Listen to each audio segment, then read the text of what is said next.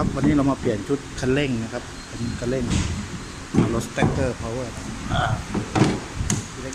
อาร์เรตตักนะครับ1,800 กิโลนะครับ